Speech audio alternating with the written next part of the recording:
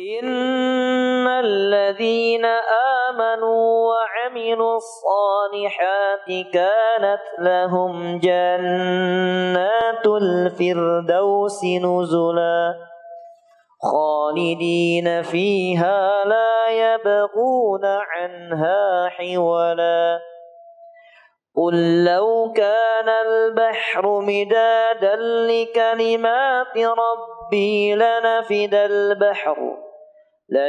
البحر قبل أن تنفد كلمات ربي ولو جئنا بمثله مددا إن الحمد لله نحمده ونستعينه ونستغفره ونعوذ بالله من شرور أنفسنا ومن سيئات أعمالنا من يهده الله فلا مضل له ومن يضلل فلا هادي له وأشهد أن لا إله إلا الله وحده لا شريك له وأشهد أن محمدا عبده ورسوله قال الله سبحانه وتعالى في كتابه الكريم أعوذ بالله من الشيطان الرجيم يا أيها الذين آمنوا اتقوا الله حق تقاته ولا تموتن إلا وأنتم مسلمون وقال سبحانه يا أيها الناس اتقوا ربكم الذي خلقكم من نفس واحدة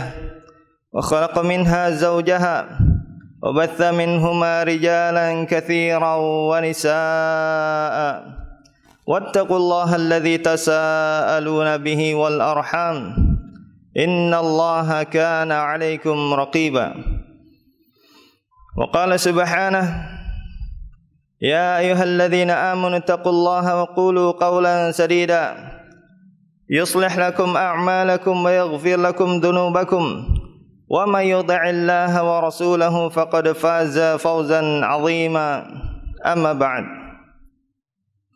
Sidang Jumat yang insyaallah dimulakan oleh Allah Subhanahu wa taala. Senantiasa kita memanjatkan puja syukur kita kehadirat Allah Subhanahu wa taala yang senantiasa memberikan kita taufik dan hidayahnya sehingga sampai detik ini kita masih bisa mengerjakan segala kewajiban dan ketaatan kita kepada Allah Subhanahu wa taala. Dan selawat serta salam kita aturkan pada baginda Nabi kita Muhammad sallallahu alaihi wasallam yang telah menyampaikan syariat Islam kepada kita semua sehingga kita mengetahui syariat Islam yang mulia. Apabila kita mengamalkan syariat Islam yang dibawa oleh Rasulullah SAW, maka Allah Subhanahu wa taala akan berikan pada kita kebahagiaan hidup di dunia dan juga di akhirat. Sidang Jumat yang insyaallah dimuliakan oleh Allah Subhanahu wa taala, senantiasa khatib mengingatkan kita semua agar kita senantiasa menyempurnakan iman takwa kita kepada Allah Subhanahu wa taala.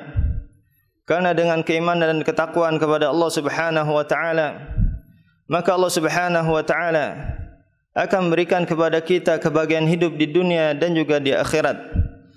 Sebagaimana yang Allah taala janjikan di dalam surat Yunus ayat 62 sampai 64, di mana Allah taala berfirman, "Ala inna awliya Allahi la khawfun 'alaihim wa lahum yahzanun, alladzina amanu wa kanu yattaqun, lahumul busyra fil hayati dunya fil akhirah."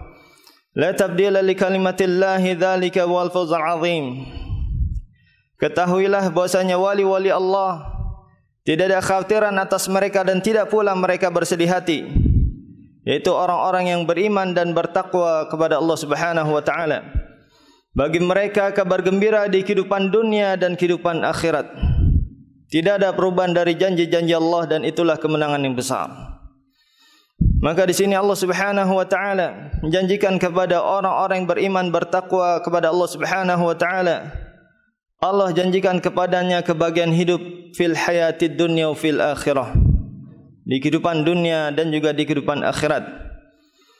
Maka hendaklah kita berusaha untuk senantiasa menyempurnakan iman takwa kita kepada Allah Subhanahu wa taala.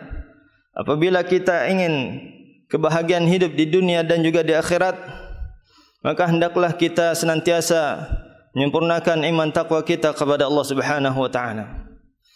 Dan untuk menyempurnakan iman takwa kepada Allah Subhanahu wa taala, maka wajib bagi kita untuk mempelajari agama Allah Subhanahu wa taala, mempelajari Al-Qur'an dan hadis Nabi sallallahu alaihi wasallam, agar kita mengetahui bagaimana cara kita beribadah kepada Allah Subhanahu wa taala, atau bagaimana cara kita berkeyakinan dengan benar terhadap Allah Subhanahu wa taala, maka hendaklah kita mempelajari Al-Qur'an dan hadis Nabi sallallahu alaihi wasallam.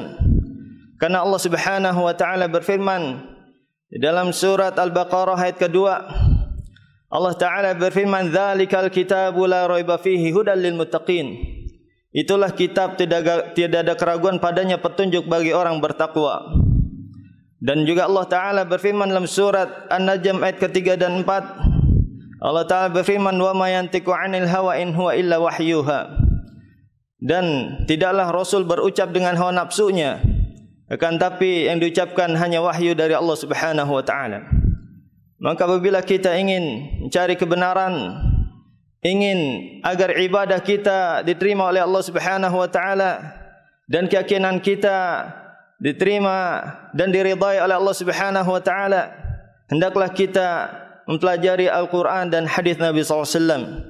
Oleh karena itu Allah Subhanahu wa taala berfirman dalam surat Fatir ayat 28, "Innama yakhsyallaha min ibadihil ulama." Sungguhnya orang yang benar-benar takut kepada Allah Subhanahu wa taala adalah al-ulama, yaitu orang yang faham agama, orang yang faham Al-Qur'an dan hadis Nabi sallallahu alaihi wasallam. Orang yang benar-benar beriman bertakwa kepada Allah Subhanahu wa taala adalah orang yang memahami Al-Qur'an dan hadis Nabi sallallahu alaihi wasallam. Karena agar keimanan dan ketakwaan kita dan juga ibadah kita diridai di sisi Allah, maka wajib bagi kita untuk mempelajari Al-Qur'an dan hadis Nabi sallallahu alaihi wasallam.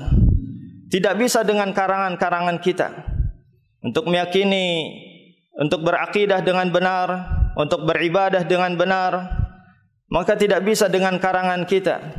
Harus kembali kepada Al-Qur'an dan hadis Nabi sallallahu alaihi wasallam. Karena apabila kita bahkan beribadah kalau dengan tanpa dalil dari Al-Qur'an dan hadis Nabi sallallahu alaihi wasallam, maka ibadah kita tertolak. Sebagaimana yang Rasulullah sallallahu alaihi wasallam sabdakan dalam hadis riwayatkan oleh Imam Bukhari Muslim, di mana Rasulullah sallallahu alaihi wasallam bersabda, "Man 'amila 'amalan laisa 'alaihi amruna fahuwa rad." Barang siapa yang beramal suatu amalan yang tidak ada contohnya, tidak ada perintahnya dari kami, maka amalan tersebut tertolak. Maka apabila kita melakukan suatu amal ibadah yang tidak ada contohnya, tidak ada perintahnya dari Rasulullah SAW, maka seberapapun banyaknya ibadah yang kita lakukan, maka tidak diterima di sisi Allah Subhanahu wa taala. Maka wajib bagi kita untuk senantiasa mengkaji, mempelajari Al-Qur'an dan hadis Nabi SAW, agar ibadah kita diterima di sisi Allah Subhanahu wa taala, agar keyakinan, keimanan, ketakwaan kita diridai di sisi Allah Subhanahu wa taala. Bahkan apabila kita beribadah dengan tanpa ilmu, bukan saja tidak diterima, tapi juga bahkan kita mendapatkan kecelakaan karena banyaknya kesalahan-kesalahan kita lakukan dalam beribadah kepada Allah Subhanahu wa taala.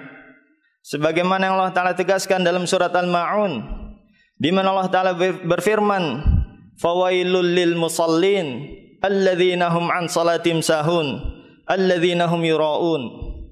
Celakalah bagi orang yang salat. Atau para ulama tafsir yang lain mengatakan neraka wail bagi orang yang salat, yaitu orang yang lalai dalam salatnya dan orang yang berbuat riya.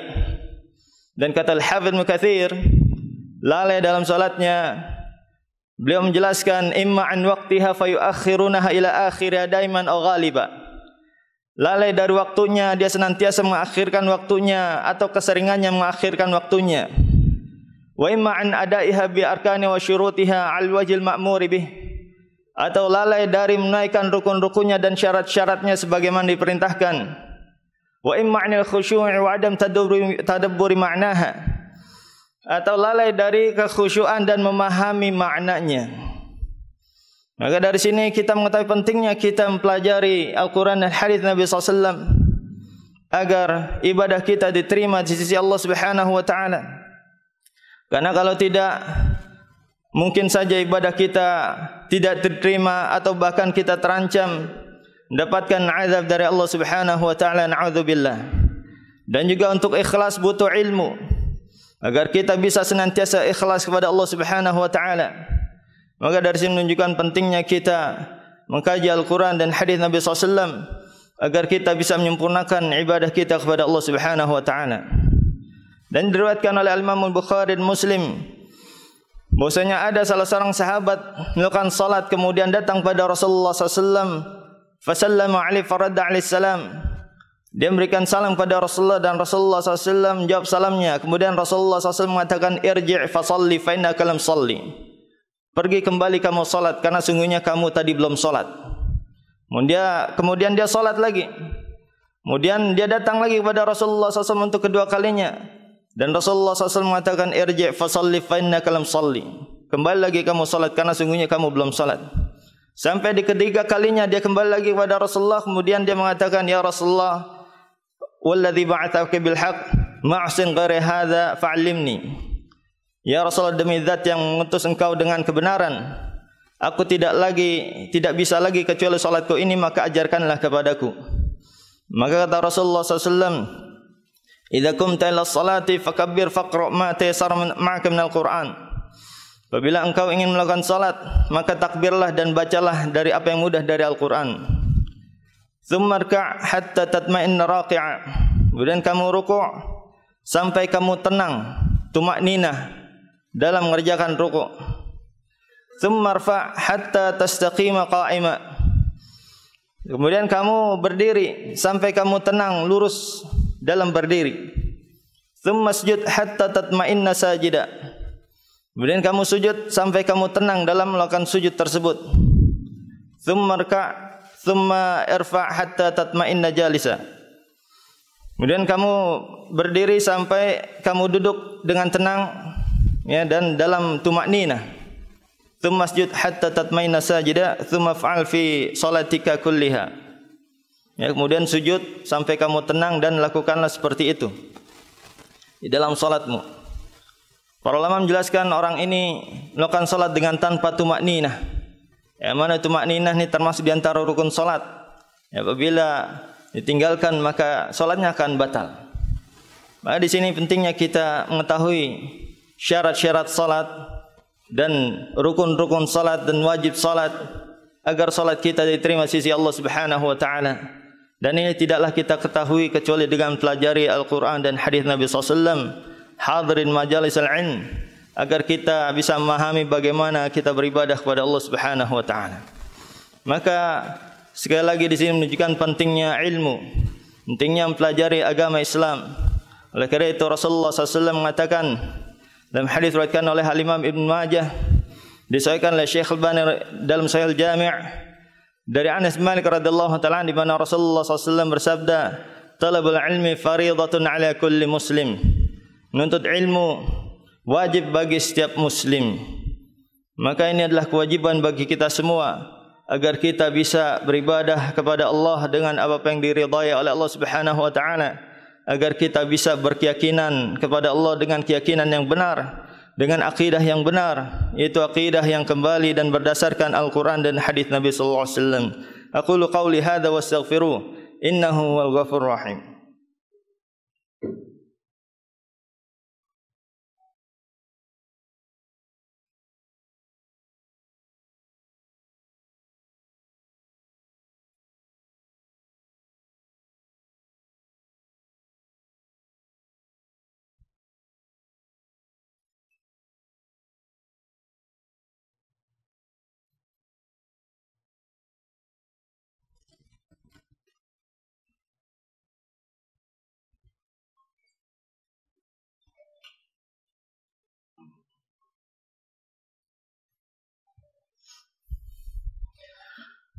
Alhamdulillahilladzi arsala rasulahu bil huda wa dinil haq liyudhhirahu 'ala ad-dini kullihi walau karihal musyrikun. Amma ba'd. Pada khutbah yang kedua kali ini khatib ingin mengajak kita semua agar kita bersemangat dan bersungguh-sungguh di dalam pelajari Al-Qur'an dan hadis Nabi SAW dan meluangkan waktu kita untuk hadir di majalis al-ilm, di majlis-majlis ilmu, atau mendengarkan kajian-kajian ilmiah yang di dalamnya dibahas tentang Al-Quran dan hadis Nabi SAW, agar kita bisa faham hak-hak Allah Subhanahu wa Ta'ala sehingga kita bisa menyempurnakannya, agar kita bisa mengetahui perintah-perintah Allah sehingga kita bisa mengerjakannya, atau kita mengetahui larangan-larangan Allah sehingga kita bisa meninggalkannya. Karena berapa banyak mungkin di antara kita yang senantiasa melakukan perkara-perkara yang diharamkan oleh Allah Subhanahu wa Ta'ala dikarenakan ketidaktahuannya akan larangan tersebut. Kita ambil satu contoh seperti ghibah atau membicarakan aib dan kekurangan orang lain. Ini termasuk di antara perkara yang diharamkan di dalam Islam. Bahkan ghibah, membicarakan aib orang lain, termasuk dari dosa-dosa besar. Sebagaimana Allah Ta'ala tegaskan di surat Al-Hujurat ayat 12, di mana Allah Ta'ala berfirman, "Wa la yaktab ba'dukum ba'dha ayuhibbu ahadukum ma'ikul lahmi akhi maitan fakarihtumu." Dan janganlah kalian saling menggibahi satu sama lain. Apakah kalian ingin makan bangkai daging saudara kalian yang telah mati? Kata Imam Qurtubi, la khilafa anna ghibata minal kabair. Tidak ada perbedaan pendapat di antara para ulama. Mereka sepakat bahwasanya ghibah termasuk dari dosa besar. Dan termasuk di antara ghibah adalah apa yang disebutkan oleh Aisyah radhiyallahu ta'ala anha dalam hadis riwayat Imam Tirmidzi. Ketika Aisyah berkata kepada Rasulullah SAW, "Hasbuka Safiyah innaha qasirah." Cukup bagimu Safiyah ya Rasulullah, dia itu pendek. Cuma bilang pendek, apa kata Rasulullah SAW? "Laqad qulti kalimatan law muzzat bimal bahr lamazzathu."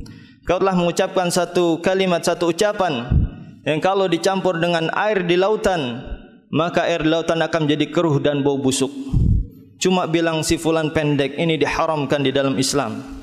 Berapa banyak di antara kita yang hari-harinya senantiasa membicarakan kejelekan, kekurangan dan aib saudaranya. Bahkan terbiasa kita mengkritisi orang lain di depan umum, kita bongkar aibnya. Bahkan cuman mengatakan si fulan pendek tidak diperbolehkan dalam Islam, atau si fulan pemalas, si fulan banyak makannya, atau malas kerjanya, atau si fulan banyak bicara, atau yang biasa kita lakukan di media sosial, menyebarkan aib-aib kaum muslimin. Si fulan melakukan korupsi, si fulan mengambil harta orang lain, si fulan melakukan perzinahan. Yang ini semua adalah dosa besar, yang apabila kita lakukan maka kita mendapatkan dosa besar dan terancam mendapatkan adab yang pedih di akhirat. Maka dari sini kita mengetahui perlunya, pentingnya kita mempelajari Al-Quran dan hadis Nabi SAW agar kita bisa menghindari perkara-perkara yang diharamkan oleh Allah Subhanahu wa Ta'ala, agar kita tidak dilaknat oleh Allah Subhanahu wa Ta'ala karena melakukan dosa-dosa besar. Dan semoga Allah Subhanahu wa Ta'ala senantiasa berikan kita taufik dan hidayahnya agar kita bisa menyempurnakan segala ibadah kita kepada Allah Subhanahu wa Ta'ala dan memberikan kita husnul khatimah dan masukkan kita ke dalam surga Allah Subhanahu wa Ta'ala. Innallaha wa malaikatahu yusholluna 'alan nabi ya ayyuhalladzina amanu shallu 'alaihi wa sallimu taslima. Allahumma fil lil muslimina wal muslimat wal mu'minina wal mu'minat al ahya'i minhum wal amwat innaka sami'un qaribun mujibud da'wat ya qadhiyal hajat. Rabbana atina fid dunya hasanah wa fil akhirati hasanah wa qina adzaban nar. Wa sallallahu ala nabiyyina Muhammadin wa ala alihi wa ashabihi ajma'in walhamdulillahi rabbil alamin. Aqimus shalah. Qul innama ana basyarum mithlukum yuha ilayya annama ilahukum ilahu wahid.